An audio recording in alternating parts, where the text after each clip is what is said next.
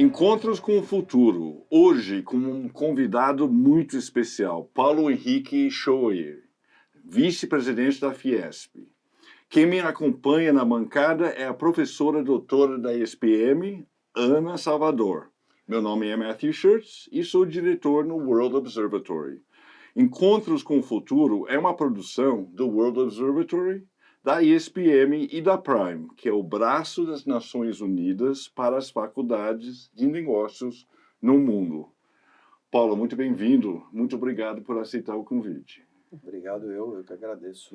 Você é vice-presidente da Fiesp, eu acho que você poderia começar a nos contar o que faz a Fiesp, a Federação de Indústrias do Estado de São Paulo. A Federação das Indústrias do Estado de São Paulo é uma entidade sindical de segundo grau, representa os... O que quer dizer de segundo grau, desculpe? Representa que você tem os sindicatos dos setores, vamos dizer, no caso da indústria, que são de primeiro grau, que são aqueles que estão diretamente ligados às indústrias, e eles representam setores industriais. É o têxtil, metalurgia, químico, perfeito. Todos os setores que em determinado momento encontram uma necessidade de uma representatividade setorial, pedem a licença para abrir um sindicato setorial. A menor base de um sindicato é um município e tem que ter a representatividade do setor. O Ministério do Trabalho, que era quem sempre controlou isso, quem continua sendo de novo, autoriza abrir um sindicato, ele passa a representar aquela categoria econômica, que é o que nós chamamos. Então, você representa uma categoria econômica. Os sindicatos se agrupam numa federação de indústrias, que a gente chama de um sistema piramidal. As federações de indústrias estaduais representam os seus sindicatos. E a Confederação Nacional representa as federações. Então, é um sistema que parece complicado, mas ele é lógico. Sim. Você tem uma pirâmide, você tem uma hierarquia, e com isso você tem uma organização sindical para funcionar. Então, a Fiesp representa, hoje ela é composta por 131 sindicatos, e no estado de São Paulo, mais ou menos 130 mil indústrias de todos os tamanhos. E o que causa uma estranheza, as pessoas não sabem, 99% das indústrias são micro e pequenas indústrias. Então, 99? 99. A gente só pensa nas grandes, mas as grandes são muito poucas. Mas elas estão na Fiesp também. Sim. Mas a nossa base é micro, pequenas e médias indústrias, vamos dizer assim, que é o que compõe a grande maioria das empresas que fazem parte dos nossos sindicatos. Existe o Cadastro Nacional de Atividade Empresarial, o CNAE. Então, toda empresa, quando abre, ela tem um CNAE. Na hora que ela tem um CNAE, você já automaticamente, pelo enquadramento sindical, sabe qual é o sindicato que te representa. E aí você automaticamente faz parte deste guarda-chuva do sindicato. E os sindicatos participam da vida da Fiesp e definem as políticas que querem que a Fiesp defenda para melhorar o seu ambiente de negócio. Então, a Fiesp ela trabalha meio que orientada ou totalmente orientada pelo comando desses sindicatos que representam as empresas na ponta. Deu para entender? Ou... Sim, não. E como você chegou lá, na Fiesp? Conta essa história para a gente. Bom, a nossa empresa de linha de costura, de 1934, meu avô começou, eu comecei a trabalhar muito novo. De linha de costura. De linha de costura. Eu comecei a trabalhar muito novo com meu pai. E o meu pai sempre gostou da vida política, de empresarial. E numa época, quando teve uma divisão na Fiesp, vamos dizer assim, na primeira gestão do Luiz Olálio de Bueno Vidigal, ele queria colocar jovens dentro da Fiesp, que não tinha, e saiu perguntando para todo mundo quem tinha jovem nas empresas, e o meu pai, que gostava, acabou indicando. Eu nem gostava muito de fazer política, achava que era perda de tempo, e acabei começando a participar assim de longe. E aí eu acabei, depois com os anos, eu assumi a presidência do Sindicato da Indústria de Especialidades Têxteis do Estado de São Paulo. O que é especialidades têxteis? Eu costumo definir que você tem o Sindicato de Fiação e Tecelagem, que era muito forte em fiações e tecelagens, que eram empresas grandes. Eu costumava dizer que tinha os fornecedores de fio e os consumidores de fio. Então, o sindicato era uma divisão já de fiação e tecelagem, que nós tínhamos no início as grandes empresas de tapetes e carpetes, nós tínhamos as grandes empresas de etiquetas, de elástico, de passamanaria, que são empresas mais intensivas de mão de obra e que utilizavam a matéria-prima e não tinham voz dentro do sinditêxtil, porque a fiação era muito forte naquela época. Depois o mercado foi mudando e hoje nós temos 4 sindicatos têxteis no estado de São Paulo. Nós temos especialidade de têxtil, fiação e tecelagem, malharias e meias e cordoalho e estopa. Cordoalho e estopa está caindo muito, porque quase não tem mais fornecedor de estopa, porque estopa ficou uma coisa meio proibitiva de se usar por causa de meio ambiente. Uhum. Então, mas os sindicatos estão atuantes, são representativos e representam as empresas que participam do dia a dia desses setores. Eu queria que explicasse um pouco o que é Senai e qual é a relação da Fiesp com o Senai. Quando o sistema sindical foi instituído, Uhum. foi criado o Sistema S no mesmo momento. O Sistema S, naquele momento, muito focado, porque eu costumo dizer que a nossa legislação, não esqueça que o sindicalismo brasileiro atual, ele é derivado de um sindicalismo de uma época de industrialização. Uhum. Então, a gente tem muito, eu diria que até ranço na legislação com relação à indústria, porque a gente fez tudo pensando sempre na indústria. Hoje que o mundo mudou, a relação de trabalho mudou, o serviço cresceu, a gente ainda pensa na indústria quando faz legislação. Tanto que nós somos uns coitados que representam hoje menos de 12% da economia e paga 30% de imposto. A indústria formal é isso. Sim, sim. Tá? Então é assim, o Senai e o SESI, eles eram entidades que foram fundadas com foco já naquela época na educação. O SESI focado na mão de obra, no menor, no filho do industriário. Quer dizer, eu tenho que ter tranquilidade de sair para trabalhar e saber que meu filho não está na rua na mão do traficante, meu filho está na escola. Então o SESI tinha muito esse foco de educação.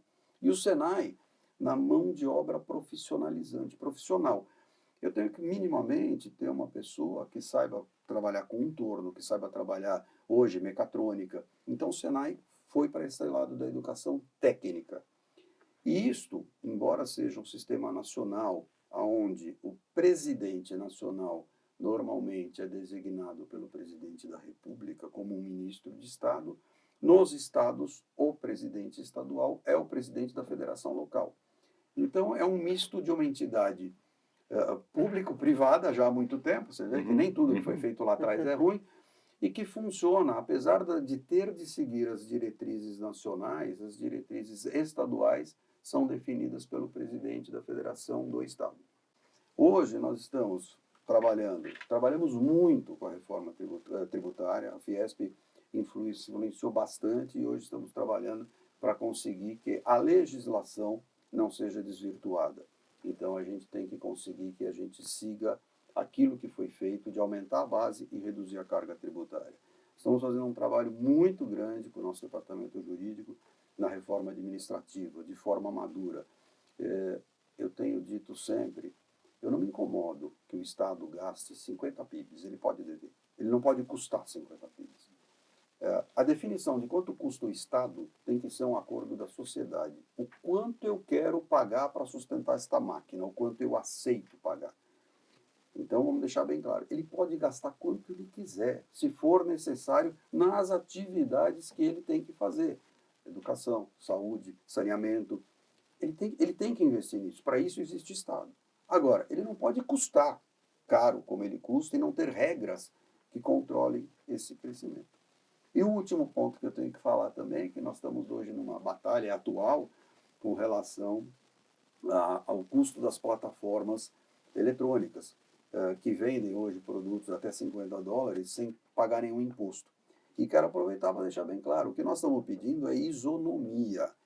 Ninguém quer acabar com plataforma eletrônica, é uma realidade. A venda por meio eletrônico é um comodismo para toda a sociedade e tem empresa brasileira que pode fazer também. Agora, o que não pode e o que nós nos colocamos contra é eu ter um custo de 60% e o estrangeiro não ter custo nenhum. Isto causa desemprego, isto causa desindustrialização, enquanto nós tínhamos a guerra fiscal entre estados brasileiros e que nós brigamos loucamente contra isso, eu estava trocando empregos de brasileiros por brasileiros.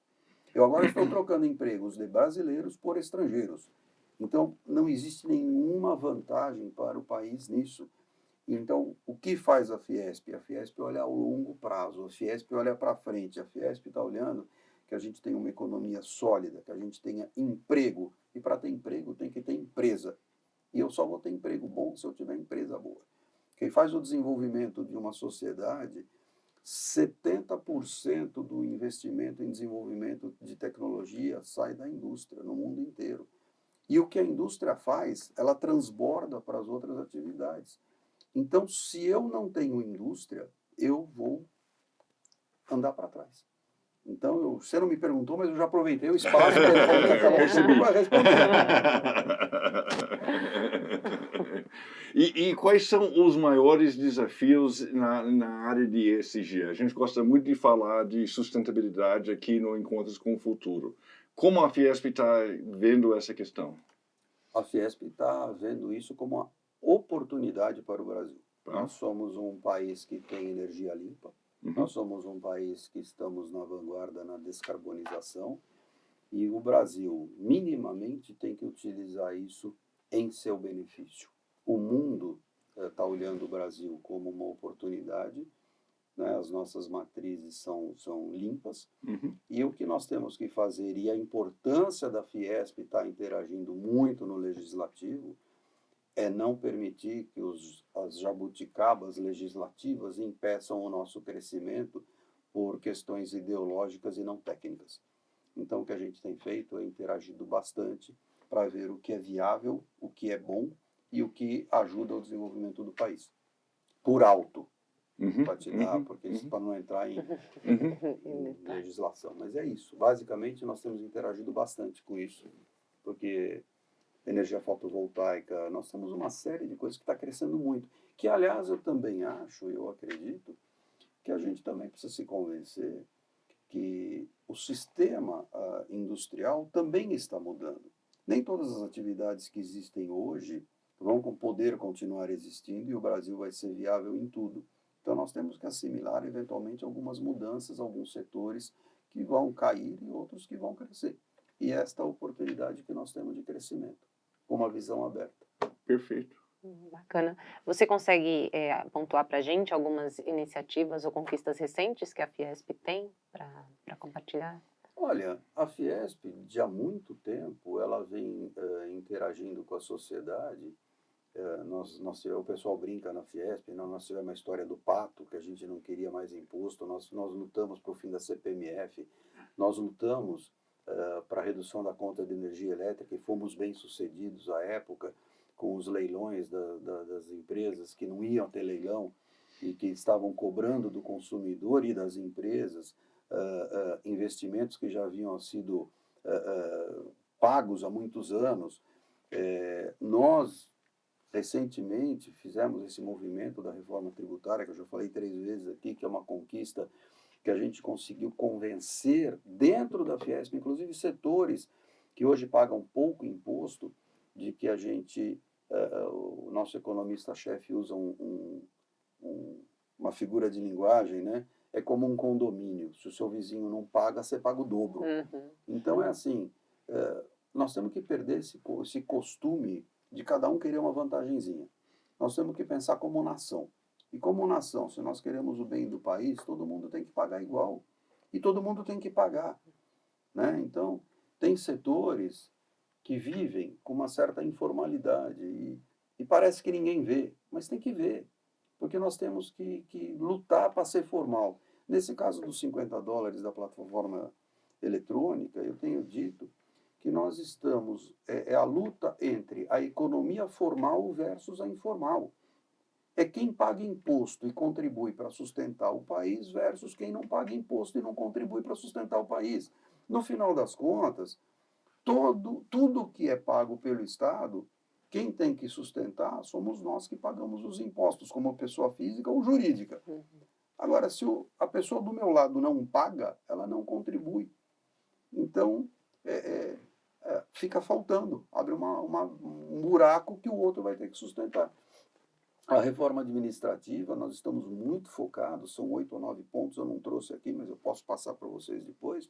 todos eles de regulação para que o Estado tenha um maior controle sobre ele mesmo, decidido por lei. Quer dizer, a melhoria, eu lembro alguns pontos, mas a melhoria da entrada do funcionário público, cargos e salários, porque você coloca um procurador hoje novo, ele entra com quase o teto do que ele vai poder receber. Daqui a um ano ele está no teto. Ele tem 25 anos sem ânimo de ser promovido ou de receber algo mais.